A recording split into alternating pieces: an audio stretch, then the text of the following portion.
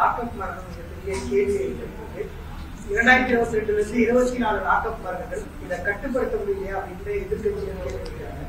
Lockup மரணம் நேற்று முந்தா நாள் நடைபெற்றது. நேற்று 6 காவல்துறையினர் காவல் அதிகாரிகள் சஸ்பெண்ட் செய்யப்பட்டிருக்கிறார்கள். அவர்கள் மீது நடவடிக்கை தொடர இருக்கிறது. ஆனால் தூத்துக்குடியிலே சுற்றுச்சூழல் பாதுகாப்பை எதிர்த்து 100 நாள் போராடி வந்த மக்களிடையே 12 பேரை துப்பாக்கியால் சுட்டுக் கொன்ற எடப்பாடி அரசு அதன் முதலமைச்சரை கேட்ட பொழுது, நான் தொலைக்காட்சியை பார்த்துதான் அந்த துப்பாக்கி சூட்டையே தெரிந்து கொண்டேன் என்று சொன்னார்.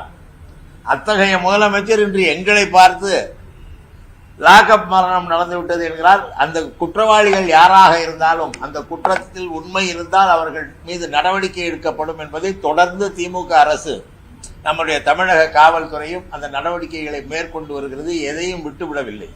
ஆனால் இன்றைக்கும் அந்த 12 பேரை கொண்டவர்கள் யார் என்பது தெரியவில்லை.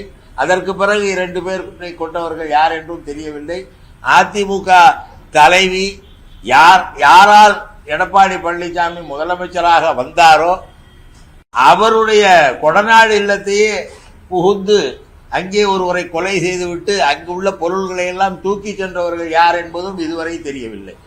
இதுதான் அதிமுக எடப்பாடி அரசுக்கும் திமுக அரசுக்கும் உள்ள வேறுபாடு. உடனடியாக திமுக அரசு நடவடிக்கைகளை மேற்கொண்டு வருகிறது.